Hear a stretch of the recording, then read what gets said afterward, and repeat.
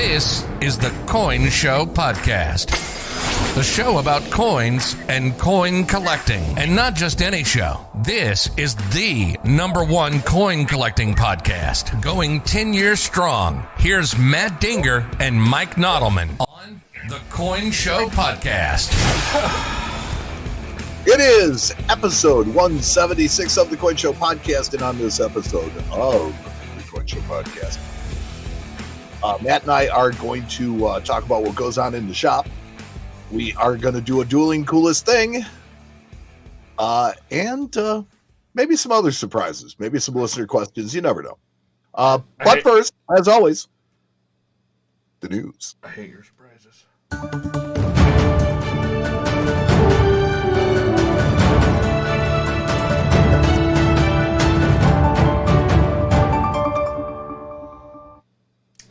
Before we get to the sponsor news, where do you get this music, dude? I just find it around. I will tell you that had the opening music had a very Santana vibe to it. Yeah, I thought so too. It's nice. It's fun. Yeah. This episode of the Coin Show is brought to you by paper. History would just be stories without paper. The original documentation, available in stores everywhere. Oh, I love it. That was good. I like that one. I mean, we aim to please. That's right. Let's see. So I got to get something ready for this because as like last time. Okay, I'm going the wrong direction. You're going the wrong direction like last time? Okay, so we have breaking news. Breaking news. Yes. The Florida United Numismatists show in January has been postponed. It has been, even on their website, it says canceled. So okay.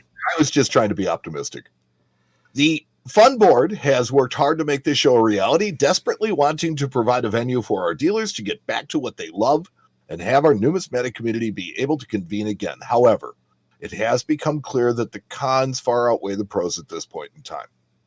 So Fund President Bob Hurst has added, it was a very difficult decision, but we must cancel the Fund 2021 convention.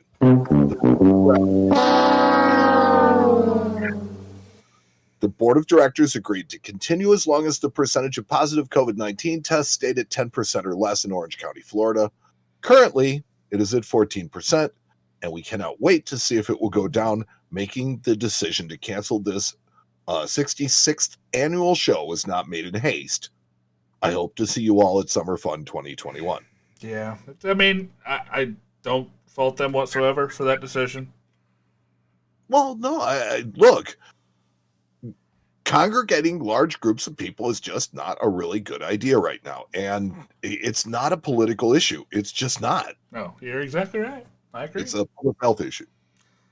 It is. We're coming up on a year of show cancellations, major show cancellations. I think the very first one I remember happening was Central States in either March or April of 2020. I have to be at Burke for a year first, and then COVID hit. Yeah. It was amazing. I mean, I started there, and 4 weeks later, we were sheltered in place. Yeah. It's insane. So, so the Summer Fun show is scheduled for July 8th. By then, a vaccine should be widely available, and hopefully we will be on the other side of the peak of the pandemic in the U.S. Let's hope so. Yes. You know, your lips to whatever. The ANA has selected the theme for next year's National Coin Week. All right. I like National Coin Week. What are we looking at? Money, Big and Bold, suggested by Dan Van Vleck, who will receive a Proof 2021 Silver American Eagle for his efforts, which the ANA frames as inspired by the celebration of Morgan, Peace, and Eisenhower dollars, focusing on bold initiatives in numismatics as well as bold leaders and ideas depicted on coins and paper money. Okay, so riddle me this, Matt. Yeah. Because I've been playing word association with this all day, trying to figure out the possible connections. Yep. I mean, think about this. What do the Morgan, Peace, and Ike dollars have in common? Everybody hated them. Well, size of denomination, basically, right? Yeah. Morgan and Peace dollars are silver. Ike dollars are not. But I can't find the common link between the three, and the ANA theme. You know, Eisenhower, bold leader. Peace dollar, idea depicted. Yeah. Where does the Morgan fit as a bold initiative? Yeah. I digress.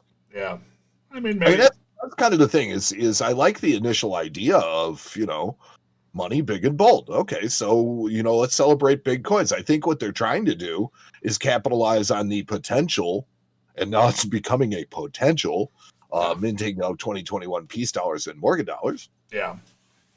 You know, and that would be something to really embrace. But why are you including the Ike in that? Just because it's big and clunky. Well, I mean, here maybe this is it. Maybe the common thread. Maybe I just kind of figured it out. Is Western interests. Yeah. You know, because the Morgan dollars were made to basically keep the silver actually from being robbed. You know, from where it was being mined to where it was being minted. Yeah.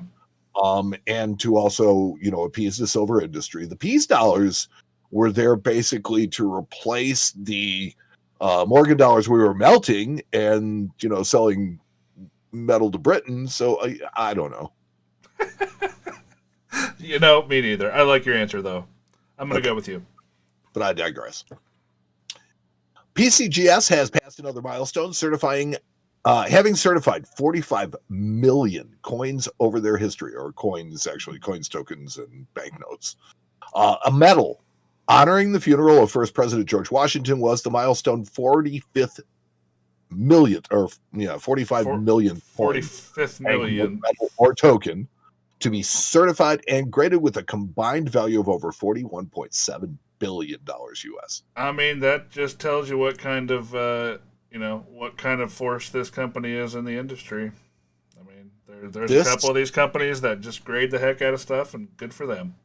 Well, they took an idea that was not their own, you know, right? They had AMEX, which was the ANA service, and they said, hey, how can we do this better? And then they went out and just did that. Yeah. And they really haven't strayed from their lane too much, which is what I think keeps them going. Yeah, that's true. Good point. Rolls, bags, and boxes of George H.W. Bush presidential dollars are now available. Not gonna do it. Yeah. Well, if you like broccoli, right? I mean, I know the world has been clamoring for more presidential dollars, right? Yeah, right. No. And has had to wait 4 long years since its latest installment. Wow. This program needs to be ended. Give the people of the United States closure. Please hurry and stop them. Make them go away. This program, please, you know, put it out of our misery. We've already got, you know, another dollar program going on right now. Next time they put out the sales on these things, I think we need to look at them. We need to go through them and just look and see just exactly how many of these coins are actually selling, because I'm curious. I'm actually curious to see if they're actually putting any of these out that matter to any amount of anything. This particular coin, I think is so, I mean, I don't know. My idea sounds so convoluted that it's possibly tinfoil hat stuff, right? Oh boy. So here's what I'm thinking. This should be good. Let's go. They're not making the presidential dollar for George H.W. Bush because they want to make more presidential dollars. They're making it because they want to make the gold half-ounce Barbara Bush coin. Okay. Yeah. Again, I'd like to see how many of those they actually sell. Money on those coins. Sure, but I mean, there's not people banging down the doors to get George H.W. Bush dollars and or Barbara Bush gold coins. Well, no, but they'll sell at least $5,000. Will they though? Well, I mean, that seems to be the minimum mintage for these things. There are people that are collecting sets of them. So yeah, I think 5,000 is about what they'll sell. I think they're going to be like the American Arts medallions. Possible. It's hard to say. You know, I mean, they're cool coins. They're neat stories, but at the end of the day, they sell basically at melt. Yes. You know, not originally, but on the secondary market. Right. Oh yeah, no, not originally at all. No, they've never been sold for melt. That's what I think stopped that market from being viable, is the fact that is the fact that they almost immediately just become melt as soon as you get them. So, I mean, my reason for saying that they need to euthanize this program is that it just isn't important enough to most Americans. Yeah. And the minting of one more dollar coin will not be necessary for a long time. Yeah, I'm just curious. I'm curious to see how many they put out. And yet, the U.S. Mint has released the reverse-proof Massachusetts Innovation Dollars and the Marsh Billings Rockefeller 5-ounce hockey pucks. So there's only one puck scheduled for next year. Yeah. That's kind of cool. Yeah, I mean, that's interesting. But here, look I've commented many times that I like the Massachusetts design on the dollar coin. I mean, it just really lends itself well to the reverse proof finish as well. My kids would have no idea what that is. They really wouldn't. That is funny because they show you these stories of grandmothers handing their grandchildren phones with dials on them and saying, "Here, call your mom," and they have absolutely no idea. My kids wouldn't know what to do with a VCR. It's insane. Well, okay, yeah, but yeah. So, what I like about it is that this particular coin lends itself well to the reverse proof finish as well. No matter which finish they do this particular design in, it looks good. Yeah. That's just a really solid design. Yeah, I think so. I mean, I don't hate it, but I hate most modern things. So that's yeah. I don't hate this one. Well, here's the thing: is if all of the designs were this good, you'd have serious collectors on your hand. For sure, but they aren't, and I mean, look, they're few and far between. Don't have that. It's like comedy. When they do comedy, you're going to have a certain amount that kind of falls off the end and is flat. That's how you know you're on the edge. Yeah. Well, I don't know about calling it on the edge, but it's something. Yeah, no. Well, the 5-ounce hockey pucks have gotten us all on the edge, right? I mean, do you think that they're going to stop making 5-ounce pucks? I mean, I don't know why. I think I think that they're going to keep making them. They'll just find something else to put on them. It's a special size blank. I mean, it's not the size of most 5-ounce coins. Of all the technology that they had to bring in to make these things, I can just imagine they're going to get their money's worth and just keep making whatever the heck they want to make with them. Yeah, just my thought. Yeah, well, I mean, look, there are so many bullion vehicles that the Mint is producing right now that, and people are still buying them, so. Good for them. And speaking of people still buying them, the 2020 United States Mint sets are now available. Now, I may be the only person on Earth that cares about this. I think you are. But it's an unusually late release for these sets. And the U.S. Mint will not include a 2020 W nickel with these sets, as may have been anticipated. I think that might be a casualty of COVID. That 2020 W nickel. The production of these, West Point Mint was too busy striking bullion. Yeah. To strike nickels that and someday are still going to be worth 10 cents. That's kind of the thing. So. They made the proof ones and they made the reverse proof ones, and I think that'll be good enough for people. I don't think the Unk W Mint is anything really special. No, I agree with you. I don't think it's going to be missed too much. Now, also missing from these sets are the American Innovation dollar coins, which completely disappoints me. I mean, I understand if you don't include the W Mint mark quarters and the S Mint mark quarters. But not to include an entire series of coins in your annual mint set when you shove the America with Beautiful quarters down our throat in it every year. Yeah, I mean, but are they actually making them for circulation now, or are they just strictly making them to sell to collectors? Well, I do not believe that they're making the American Innovation dollars for circulation at all. Yeah. But then I say that, and they have the Native American dollar and the Kennedy half dollar in the set, which I'm not sure they're making those for circulation either. So, well, the Native American dollars, they're still striking them. So, I just don't get it. I guess I should go buy some stamps at the post office in the machine and see what comes out. Pardon me? I said I guess I should go to the post office and buy some stamps in one of those machines and see what pops out for my change. Because that's the only place I've ever seen those dollar size coins ever being used is at the post office. If you get rid of the dollar bill, you will see these coins being used everywhere. Oh, well, yeah, but the only place they're currently getting any use is the post office. That's true. Well, no, and our shop. We actually... Well, you're eclectic little place, aren't you? We try. But, so, I mean, I'm just saying that I don't like the fact that the American Innovation dollar coins aren't in there. That's just me.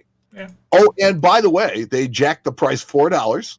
Oh, cool. So you're not getting your W Mint nickel, and you're not getting your American Innovation dollar coins. You're not getting your Aspen and Mark quarters.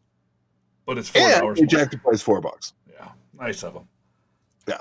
So, and they limited the mintage to 213,000, which will make this the lowest mintage set since 1959. Really? Wow. There might be something there, but again, there might. You really think so? Be.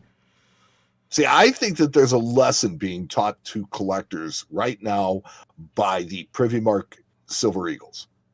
I surely hope so. Oh boy, I do. That's a lesson that's being taught to people: is don't buy something strictly to flip it. We were talking about that today in the office. We think that 75,000 people bought these sets in order to sell them, and the supply is greatly outstripping demand. Exactly. Yep. Yeah, it's just insane. Yeah. So, I had a guy call about him the other day, and I told him, I said, nope, not interested. What do you mean not interested? And why wouldn't you buy? I said, look, I might buy it for like $100. I said, are you going to sell it for? Oh no, I'm not selling it for. Okay. First off, you got it for 83. So at $100, you're still being greedy. Yeah, they still have a premium. They're still worth no right now, but the premiums are dropping like a rock. Yes, plummeting. Where are they going to stop is the question. And right, and here's the thing: is if you buy this, don't intend on being able to sell it anytime soon. So you've got to figure out where the bottom is. Right. I think 100's probably where it'll settle. I think you're probably pretty close. American Gold and Silver Eagle designs for 2021 will change in July 2021 for both coins now. Nice. Not with the release of the 2021 coins, as some have thought. So they're going to do it like halfway through the year. They're just going to switch gears and change the... Oh, no mules reverse of either coin. But you can expect a plethora of finishes and mint mark offerings in multiple reverses. So, yes. How many special proof silver and gold eagles can the U.S. Mint make? As many without killing the goose that laid the golden egg. Well, I think they're trying to figure that out. It seems we are on the path. So I think we're heading down that road right now, friend, trying to figure out exactly how many different ones they can put out before they smoke the market. Oh, absolutely. That's the thing is I think so if you're trying to do this, you don't obliterate it. You try to find out where the line is, because as you get to the line and it just falls short, that's good business. Yeah, don't do what they did to stamps, even though I think a lot of people think that they might be heading down that road as well. Yeah, they've already done this to coins before. They did it with the classic Comeps. Well, you'd think they would learn then, huh? No. So the article I linked shows some color representations of the Gold Eagle design, which I always think, helps me to visualize a new coin. Right. I can't visualize these yet. Yeah. Now the silver one, well, it was, quote, in color when it was a line drawing. Yeah. It'll be interesting to see them when they come out. But as they stand right now, I still can't kind of wrap my head around what I'm looking at here. Yeah, but I think the color on that particular image, it helps a little bit, but no, you're not going to. They're going to be wonky coins. I'm telling you, you're going to have this design of Liberty standing that was done back in the '80s with this reverse design done in 2020. It's going to be a really weird kind of feeling coin, I think. Well, no, not the obverse that was done in the '80s. This is an obverse that was created in 1960. Yeah, well, but re-envisioned in the '80s with the '80s technology. Yeah. And I'm sure it's been through some rehubbings and some redesign over the years, but well, I mean, they haven't substantially changed it. It's not like if it was still on a $50, I don't even think you'd call it a Type 2. You know what I mean? It's gonna feel weird. I'm interested to see them. I'm interested to give some away, which we'll talk about here in a minute. Yes. And yes, yeah, so no, I just think that I think it always helps. So more to come on that. Collectors Universe is no longer a publicly held company. I find this very interesting. A group of investors has reached an agreement with Collectors Universe Inc. and has acquired all outstanding shares of common stock, taking the company private. The shareholders received an approximate 30% premium over the 60-day volume-weighted average price that ended on November 25th. So they got a premium for what they owned. The transaction is being done in cash, and as such, there are no financing contingencies, so figure it to be a done deal. The transfer will be completed in the first quarter of 2021. It's going to be interesting to see how this affects things. Being a private company, they don't necessarily have to answer to shareholders, which is kind of a decent thing for things like, innovation. They can have a program or a product that they want to try that they don't have to answer to anybody except for their customers for. So it should be interesting to see how it goes. It's just a matter of, the people behind this and what their plans are for the company. I think the guys behind this are actually sports card guys, and they may be after that particular market. And it's entirely possible that they spin off the coin market into a private company. The PCGS side of it into a private company, but who knows? I mean, it'll be interesting to see what happens. I think you make a really good point in the fact that from an innovation standpoint, this kind of gives them a license, a carte blanche to do whatever they want, because now they don't have to, even if they do something that's way off in left field, they can do it because they can. Right. Well, I mean, and NGC has been NGC and PMG have been a privately held company, I think, forever. So, you have that. Their direct competition being NGC, PMG, have been private, and so I mean it just kind of levels the playing field a little more.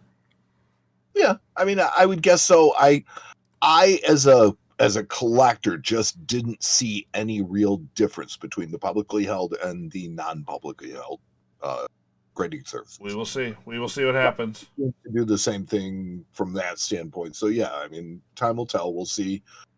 Maybe they've got some innovation on the horizon that they didn't, that they wanted to keep to themselves. Who knows? It's hard to say. It's going to be one of those things that it'll be interesting to see. We'll have to revisit the story about the middle of 2021, maybe towards the end, and see how things have changed. Absolutely. Stax Bauer's Gallery has acquired a patent-pending technology called Coins in Motion. The technology animates catalog images so that a buyer has a more in-hand view of the item. Now, given the COVID world that we live in, where more and more buying is being done online, this technology will give Stax Bowers another way to view lots online, and that gives a buyer a better impression of the lot than would be available in still photographs. Let me get this pulled up here. I actually, for some reason, didn't get this news story in our feed here, so let me get the old Coins in Motion website pulled up here. There we go. No, it's okay. We're good to go. Coins in Motion is a neat imaging software or imaging method, which actually allows you to digitally roll the coin back and forth in your on your browser. So yeah, so in particular, this is helpful to demonstrate the luster on a coin, something that was nearly impossible to accurately show through still images. Right. So is this type of view important? Well, when viewing $30 lots on eBay, maybe not. But when trying to decide on a 4 or 5 digit coin, this could expand the pool of potential buyers beyond, COVID, and might even globalize their auctions. Well, the one thing that I really, in this whole pandemic and in this whole thing where everybody is stuck at home and companies are having to find new ways to innovate, I think that, there is going to be some innovation that comes out of this whole thing that changes the industry and may help in the future of numismatics done digitally or virtually. And this might be one of them. I think that this technology is going to really aid the globalization of auctions in general, because what it'll do is it will allow people that really don't travel or just don't have the want to travel to have more confidence on bidding on a coin, simply because they can get a better impression through this technology. Yeah, I agree with that. Yeah, so I think that from a global standpoint, it actually helps, and that's what Stacks Bowers is about. So, who knows? It might make them. I think at the end of the day, this is about selling more coins for Stacks Bowers. But I mean, always it'll be helpful for them. If you can increase your audience, you're going to do that. There you go. And finally, in the news, kudos to Coin Week for this article. I read this. It's funny. Reaching out your audience, I think you have. Coin Week showcases some of the greatest coin collecting memes of all time. They go on to explain what memes are for those of us with no contact with anyone under 30. It's really just great fun. I like it a lot. These memes are great. There's a couple good ones. There's some better ones actually out there that I think they didn't hit. So I'm kind of sad, actually, when I read this article. There's a couple of really, really good ones I've seen go by the last few years that are better than any of the ones on here. So, okay, well then maybe you'll have to post some on our. That's a great idea. I think I will do that. There you go. When I was a manager for Blue Cross Blue Shield, I used to send out stats to my team every day, and I'd put a meme at the top of it every single day. That's how I got familiar with memes. Oh, I love them. I use them at the office all the time when somebody screws up or. Yeah, I punish people with memes. Sometimes. So that was the news, and the news was brought to us this week by paper. History would be just stories without paper. So the original documentation available at stores everywhere. Paper. You're listening to the Coin Show Podcast with Matt Dinger and Mike Nodelman. So we got that going for us. Yeah, get a little drinky drink and bump us on to something else. What do you want to talk about? What's up? I think you have something that you want to talk about. Well, I sure do. If you guys are patrons of the show, you already know this, but I'm going to make the official announcement. If you guys actually pay attention to the show and what I post, you probably already know this as well. But if not, that's okay. If you're not social media inclined, that's fine. I'm going to help you out here. We have decided that we really do enjoy having our Friends of the Coin Show group on Facebook. We broke 1,000 members the other day. Awesome. But we really wanted to get back to you guys this year, so we decided that throughout 2021, every month on our second live show of the month, we're going to give away a 2021 Silver Eagle to a random member of Friends of the Coin Show Facebook group. So we'll just draw it live on the show. We'll figure out how to do that and get the technology done there. And so once a month, we're going to be giving away a Silver Eagle. And then in December 2021, we are going to be giving away a 1/10 ounce Gold Eagle. So if you guys haven't joined Friends of the Coin Show on Facebook, just join that group. That's actually all you have to do to have a chance to win. So that's super simple. Yep. And look, we have kind of tried to spread our position out a little bit. Where we have a YouTube channel, and we have Friends of the Coin Show. We have the Coin Show podcast page, and all that kind of stuff. So we're going to kind of try and spray to all fields as things go. But we particularly wanted to say thank you to the Friends of the Coin Show because they really kind of make everything go for us. And there's a lot of interaction in that community. That is like our family. It really is. It's a good community, and it's actually probably one of the things I'm the most happy about all the things that we do on this show is getting all those people together. So it's fun. No, absolutely, yeah. So people actually had to it's like a subscription. It's not really, but they had to actually physically, what was it? What do you have to do? You have to apply. You just have to go and ask to join the group, and then we'll make sure that you're not a an Indian robot bot, and we'll approve you. It's pretty simple. Absolutely. That's it. That's all for my announcement. Back to the show. So we do have, let's see, we got some listeners in the chat tonight. Yeah. Let me see. It looks like we have do. a question from Mike Wagner. Let me see if I can get the new chat pulled up. Oh, I can. We have chat now, friends. We have chat. All right, good. So on the stream, you guys can see the chat. That's amazing. So Mike Wagner asks, what is the best magnification to get clear picture and details of coins, specifically a counter stamp or engraving? Now, a clear picture, are you trying to photograph the coins, or are you just trying to observe them, I guess, is a specific question I have about your question. Right. So, I mean, you're saying to get a clear picture, it's really whether or not it's, are you looking to just get a picture in your mind, or are you trying to literally photograph it? Both. He says both. Okay. So the two technologies, for me at least, are not really related. I think that, when you're observing a coin, it's going to be something, that I just use a standard, like 10x, little glass you can buy at the show. That's what I've always used. And then when I'm photographing coins, I use a DSLR and a macro lens. I mean, that's a whole different can of worms.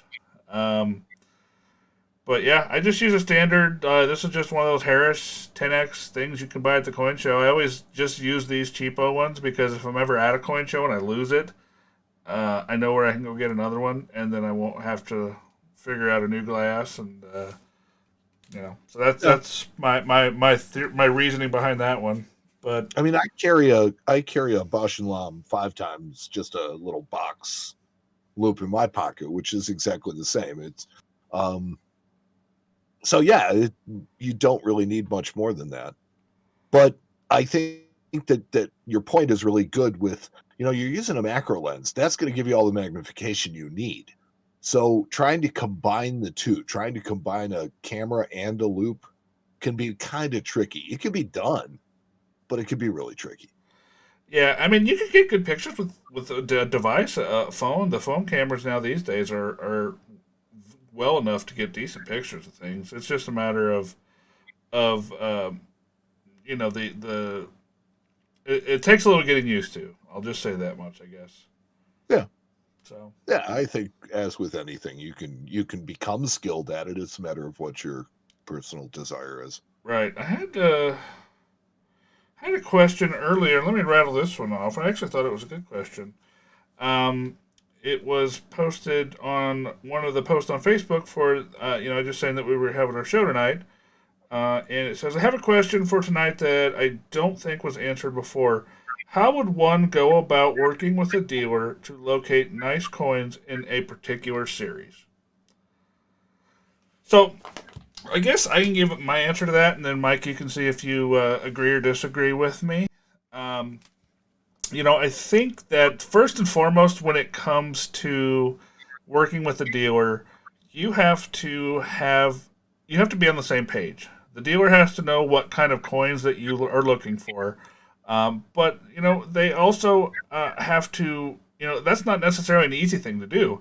What I would recommend in that particular situation is to, if you have some coins already that are kind of what you'd like, take them to the dealer, show the dealer, say, this is the kind of stuff I'm looking for, and then from there you can discuss the price points and what you're willing to spend and get down to the finer details of it. But I think the most important thing is getting on the same page with a dealer about what you're looking for. Now, if you can't go to them physically, then you actually might have to get with somebody online that just has a reputation for being able to provide nice coins, or maybe as a specialist in that particular series. So that's kind of my advice on that stuff. You're exactly right, Matt. What? Put that into your bank. Oh, it's going. It's being recorded. I knew where that was going. No, you're exactly right. It's you should know who you're dealing with, and if you deal with any really reputable coin dealer, they should be able to at least help you locate the material you're looking for. if you're good at communicating, then you can kind of give them an idea of specifically what you're looking for. And if somebody tells me exactly what they want, you can usually find it. It's all out there. Sometimes, though, we have customers that tell me exactly what they want, and then I go find it, and then it's not exactly what they want. Right. So that, I will tell you, is the dealer's frustration. It is. That somebody says, hey, I really want, an AU58 Oregon Trail. And you go out and you find them a really nice AU58 Oregon Trail, and they either flip out at the price, or they're like, well, this one's got just a little bit of rub. Yeah, it's a 58. That's what they, so. But, I mean, in that case, not all coins are created equal. But I was thinking more like we had a customer that, tells me that he wants his Morgan dollars that we're finding him hard white, which, no toning, perfect. And I just guessed that we had a difference of opinion about what hard white was, because I was handing him coins that would have passed any dealer's hard white across the country, and he was rejecting them because they were not white enough. So that kind of thing. With just booming white luster, which is different than just white. Right. Sometimes the customer doesn't understand what they want either. So just be specific. Get together. Try to show them physically what you want. That's usually the best way. And if you're dealing with a reputable dealer, you will find that they really are trying to find you what you want. It's not a matter of them, trying to push something on you. It's like they're really seriously, they have a vested interest in helping you. Yep. Let's see here. Jeff's got a question. Say hi to a couple of people first, because I wanted to say hi to Justin. Yep. Our very own Justin, who's out there, and he's looking. Silver Guy, 23. Hello. Wayne Jones from South Carolina. Jim McKeon is right here in Sweet Home Chicago. Yeah. I see Steve Schubert up there. Hi, Stevie. Steve Schubert. There you go. That was the other one I was looking for. Oh, there's lots of people paying attention tonight. It's good. David's here. John's here. Good to see all you guys. Thank you very much. On YouTube, too. Yeah. Let's see here. So we have Jeff's question. Do you think computers can ever reliably grade mint state coins?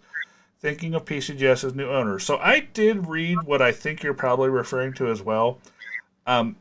The new owners of PCGS and Collectors Universe are really going to try to digitize the grading of sports cards, and which I think is something that probably could be done, simply because the difference between sports cards and coins and currency is that eye appeal is something that can't be graded, can't be determined by a computer. On a sports card, you can determine the centering, you can determine if there's folds. I mean, you can probably determine all that stuff with a computer. So just run through a computer, bingo bango, spits out the grade. That's fine on sports cards. But on coins, it's a little different. You could have, say, an 1885 silver dollar that's blast white versus a coin that's rainbow toned. And those are going to be two different things. Even though they technically may be the same grade, sometimes rainbow coins get a bump or a plus or a star at NGC for having eye appeal. So that's just something that you can't teach a computer how to understand. So I don't think so. Your point is pretty much on it, that technically two coins can have the exact same state of preservation and grade differently. Yep. And that is strictly because in mint state coins, there's an eye appeal thing. Now, if you take it below mint state, I think that computer grading might work better. Well, I mean, even if they you can confine it to state of preservation marks. It's not so much eye appeal in grades below MS60. Even if they were able to come up with some sort of hybrid where you got the technical grade from a computer and then you were able to give it numerators or extra points for eye appeal. Absolutely. From a human. I think that might work. The human grader comes in, that it kicks out a level of preservation, and from that you go, okay, well, this is the minimum that grades and maximum that grades, and then the grader looks at it and figures out where in that range to drop it. Yeah, that might work. That's the future. That's, I think, as close as it's going to get. We'll see. Go ahead. Dave Nelson wanted to let you know that they use plenty of dollar coins in New York. You get them in change from the Metro card machines. Ah, there you go. Well, then, see, they do have another use besides the post office. Taffy coins are our friend from Wales. I've actually been doing some research on whales. I learned that they're big. They swim in the ocean. No, not that kind of whales. Oh, different whales. Gotcha. Yeah, from Wales, like the Prince of, like Gotcha. like Britain. Well, not Britain. It's Wales. Well, it is Britain. I take that back. It is Britain. It's Wales. There's England and there's Wales, and those are two different countries, but they're part of the United Kingdom, which is right several. of Wales, England, Scotland, and Northern Ireland. That's the United Kingdom. That's what's left of it for now. We'll see what happens. They always said the sun never sets on the British Empire. I think it might be. But anyway, so I was watching that. I know that Cardiff is their capital. I've just been learning a lot of things about it. You know, kind of cool. Like a pen pal, don't you? It is what? It's 1:45 in the morning there. Taffy, he's an animal. Yeah. So I'm Great Britain. He's Republican though, down with the Empire. Okay. Well, that's Republican has a completely different meaning over here, but we're awfully glad to have you. Yes, we are. Yeah. Joe Bohannon, I see you out there. I see you, buddy. So one other question for you while you're interacting with this, Taffy. Are you on Greenwich Mean Time?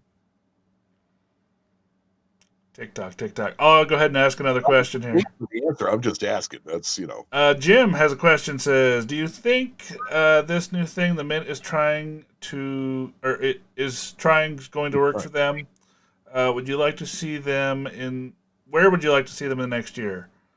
Oh, sorry, I can't read tonight. This new thing the Mint is trying is going to work for them. So I think you may be referring to the fact that they're putting out some of these like kind of smaller mintage stuff in more quantity. That's sort of what they did with stamps, and it wasn't necessarily something that worked out real well for that market. Creating more items with less mintage just spreads out your collector base, and might anger people. Like I tell you this: if I was a Silver Eagle collector, I would not be real happy from the beginning. If I was collecting a single proof a year and a single uncirculated coin a year, and that was what I was putting away, I would be kind of upset by all these different finishes and that they're putting out now, and the fact that they're limiting some with privies and making those, $200, $300, $500 coins. Well, that's okay because they already made them mad, 25 years ago. When they put the key to all the Silver Eagle proof sets in a gold set that they couldn't buy. I understand that part of it, but I'm just saying that if I was just the guy collecting on a budget and wanting to have my complete set, now I have a Dansko that has a bunch of holes that I can't fill. Yeah, 1 page per year. Yeah, I mean it's getting down to 1 page per year in a Dansko album, so it's like, you got the X-Mint, the W-Mint.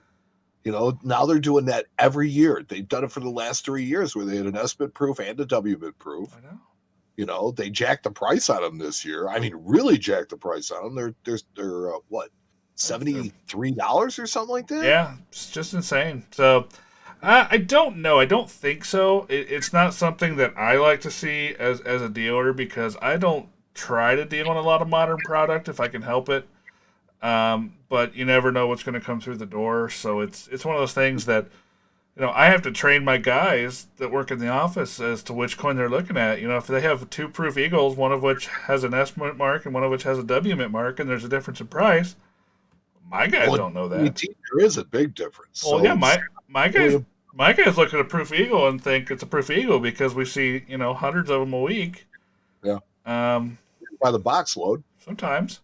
So it's just one of those things. It's like, I don't like it, but I'm sure you can find other people out there that say they do. So, absolutely. Taffy said we pay about £85 for a basic 1 ounce silver proof here. You guys have it great. Well, he is absolutely correct. I will tell you that there were some coins that I asked him to pick up for me, And it's like, they're just 50 pence pieces, and they're like 30 and $35 a piece. Or, and these are clad half dollars. That's what they are. They're not anything special. Yeah. And the silver one is so expensive I couldn't buy it. Wow, that's nuts. Yeah, it's just kind of crazy. But they do some different stuff, and they do some limited stuff. People were asking about about this Mayflower set and whether or not I thought that was kind of like the Pride of Two Nations set, and it was like, no. The Pride of Two Nations set did a special finish on a coin that people really, really collect. Yeah, people care about it. People, that already has a established collector base. Look, people are going to celebrate the 400th anniversary of the Mayflower now, right? Right. And there are some people that are going to really like that commemoration, and they'll buy it. But Silver Eagles kind of transcend everything as far as what we've seen. So you take that and then you couple it with the special finish, and then you take a maple leaf that has a really special finish on it. There are no others like it, and it's like, why not? That's a beautiful coin. Now, do I think that the Mayflower set's going to be anywhere? No, I just don't. I think they're two totally different animals. Yeah, well. Let's see. Justin says, did you know it's cheating to import a proof or limited edition Britannia from the Royal Mint than to buy it in England because there is no VAT? I think it's cheaper. He meant to say cheaper to import it. Okay. Yeah. Cheap to import a proof or a limited edition Britannia. Well, yeah. Or you have friends over there that can help you out. Ooh-wee. So Taffy says Mint just released a silver proof snowman costing $67.50. $67.50 is close to $100 for 8 grams of silver. Wow. Right. For an 8-gram silver coin. That's nuts. That's nuts. $90, what he says. That's nuts. Wow. Yeah, it's crazy. So that's the thing. But yeah, he sent me a very beautiful Father Christmas 50 pence, and it had a nice Christmas card in it. It was really, really nice. Nice. That was beautiful. All right. Well, I think that'll about do her tonight. Yeah. You ready to get onto this competition segment, or you got something? I know you said you had something special. No, you had something special. Oh, the giveaway. Okay, good. I thought you were sneaking up on me again. So no. I've given up on that for this episode. And now for the coolest thing to walk in this week. A competition segment between Matt and Mike to see who's had the coolest thing walk into their shops. Who'll win this episode? Let's find out. Matt? Mike? Who's got the coolest thing? I just want to say, apparently, we have one of our staff members that has been keeping track of the coolest thing, because we've started putting a poll in our Facebook group and seeing what happens there. So unfortunately, I thought I was undefeated, but I clearly am not. So our unnamed staff member says, if you're keeping score, and he says I am, it's currently 2-1 Matt, with one tied so far. So it's I'm 2-1-1. Is that what it is? Yeah, that's it. So I'm virtually tied. Yeah, sure. Virtually tied. Virtually, yeah. When I beat you down this week, no worries. Okay, let's go. Go ahead. You can go first. Have fun. Go first. Yeah, go for it. All right, cool. So this is something that came in a deal over the last week or so, and I've handled a couple of them, and the ones that I've had up till this point, it was raw. I mean, to be honest with you, I kind of treat this one as raw because it comes from a grading company. It's not tremendously desirable segs. Yeah. And it is a problem coin, but it is what it is. It's a colonial. And it is a 1785 Nova Constelladio colonial cent. It's in VF30 condition, but it is corroded and lacquered, which is something that was done very often in the 1800s and early 1900s to copper coins. They lacquered them. But, that's okay. It's in beautiful, beautiful shape, though. I mean, all the detail is there. This is a coin from before our current Constitution. So it's older than our country, and yet a U.S. coin. So it's very cool, and it is in just breathtaking condition. Well, maybe next time you can take a picture of it with the back being the right side up. Boom. Yeah, I kind of whatever. Just saying. Here's the thing: is I did not realize that it was a coin turn and not, or that it was a metal turn and not a coin turn. I'm just giving you grief. Well, I mean, it is. All you got to do is turn it upside down, fool. But anyway, so yeah, this one, they don't even know the mintage on these Nova patterns. I do like them. I like colonials. I always have. I'm not gonna lie. We sold it. You sold it already? I already sold it. I sold it to another dealer along with another colonial coin from Segs that was a Connecticut copper, 1788, that had a faulty planchet. What is this, a tag team? Can't tag team coins on me. No, it's just, that was what came in together. That was what went out together. I'm just giving you trouble, Mike. This is fun. I'm having a good time.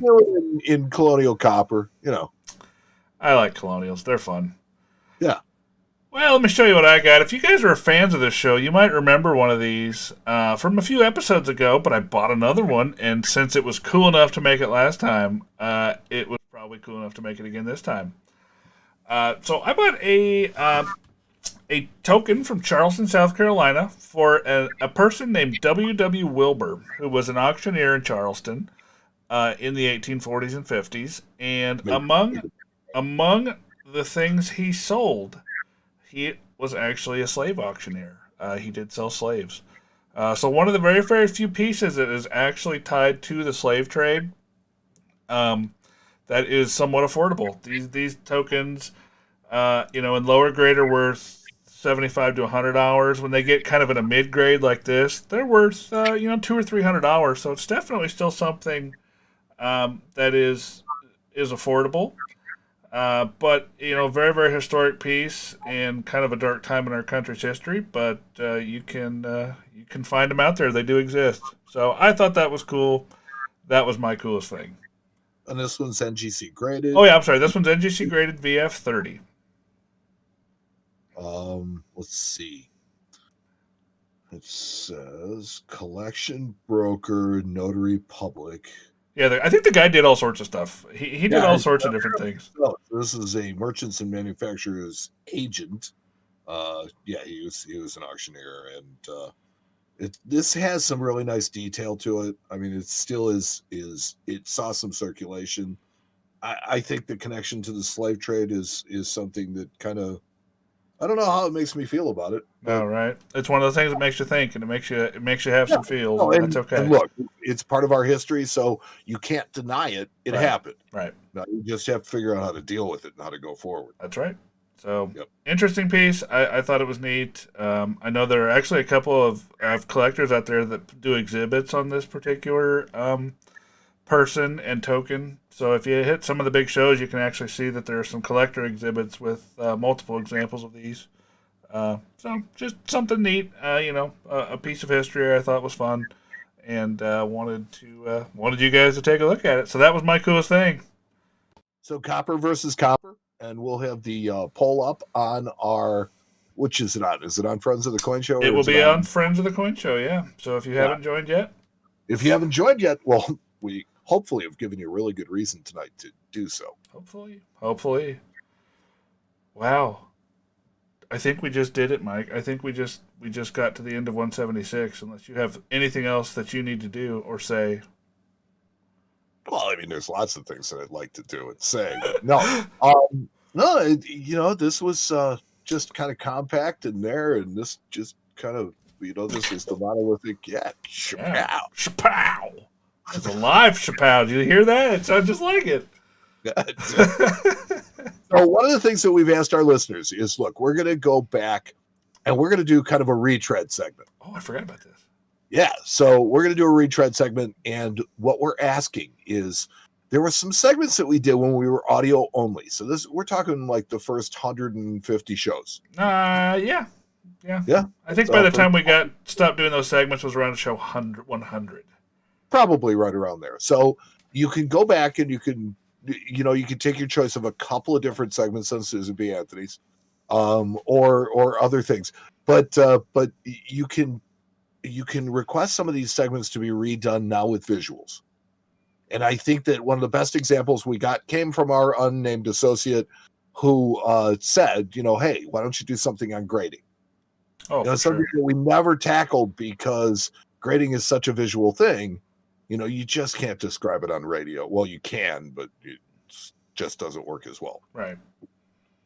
Not everything is going to be really easy to redo from a visual standpoint, but we will definitely try to create a more visual experience from them. So if you have ideas for that, you can post it on Friends of the Coin Show. You can email me at mike@coinshowradio.com. You can actually email Matt now at matt@coinshowradio.com. That's other breaking news. Good job. Hold on a second. This is there you go. That's what that is. When there's news, we'll break it. Or when news breaks, don't look at us. We had originally when we set up our emails 10 years ago, we had used a really nowadays a really outdated email server, and our web host just upgraded us for free here recently, and now I have a way to have my Matt at Coin Show Radio emails forwarded to my other mailboxes. So guess what, friends? I can read your emails now, and I don't have to log into an antiquated system that I don't even remember how to get into. So it's send them now. I can read them. They're there. So I'm excited. I'm actually really excited. So. Oh, Spencer asks, when is Matt dyeing his hair? Never, right. Ever. Because Spencer was in our shop this week, and he found out when Mike is dyeing his hair next. Never. It's not going to happen again. I have the frosted tip look going right now. Nice. It's really, I actually kind of like that look on you. It's not bad. I will tell you what, I've had an awful lot of fun with it. It looks so much better than my normal hair color. Yes, it sure does. All right, everybody. Well, you guys have a wonderful evening. Thank you for joining us on the episode 176 of the Coin Show. 176. Wow. 200's coming up quick. We're going to do something special. We haven't quite decided yet, so we'll get there. I will guarantee you this. I will guarantee you pain for Matt. Oh, don't like episode that. 200. You know what? We'll maybe we'll do one of those challenges like we did on that, not the Coin Show. We might. That was fun. It was fun. It needs to be a little more chaotic. That's, I think, the word we need.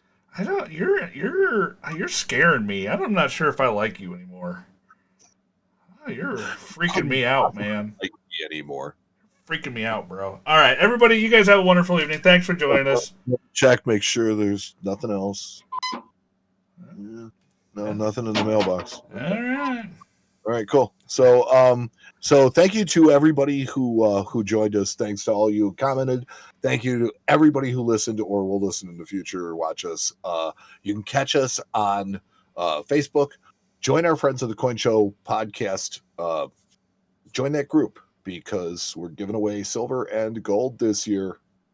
And it's, you might learn a thing or two. Yeah, well, you never know. And it's a really cool place where you will see everything that everybody posts. That's what we love about that group so much. So, but thank you to everybody. Thank you to those who listened.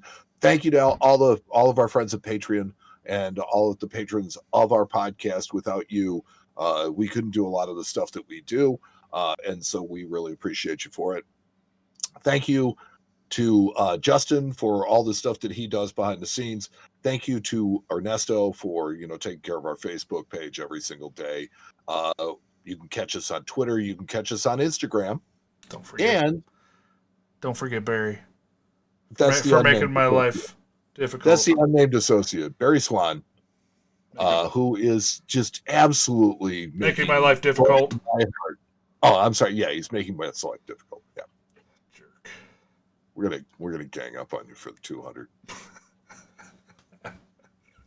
All right, everybody. All right. So for the Coin Show, I'm Mike. And I'm Matt. Yeah, we haven't done that in a long time. We'll talk to you next time on the Coin Show. You've been listening to the Coin Show Podcast with Matt Dinger and Mike Nottleman. The boys will be back soon with another informative and entertaining episode. Meanwhile, you can follow the show on social media at The Coin Show on Twitter and Instagram, and on Facebook at facebook.com/The Coin Show. You can also join their private group. Just search Facebook groups for Friends of the Coin Show and request access. But if you want to take it to the next level and support the Coin Show podcast, you can go to www.patreon.com/The Coin Show. If you subscribe at the $5 a month level or higher, you'll have access to Not the Coin Show podcasts on the off weeks, as well as other surprises reserved for our patrons. Visit our website at coinshowradio.com or download our podcasts on Apple Podcasts, iHeartRadio, Spotify, or wherever you download your podcasts. This has been the Coin Show Podcast.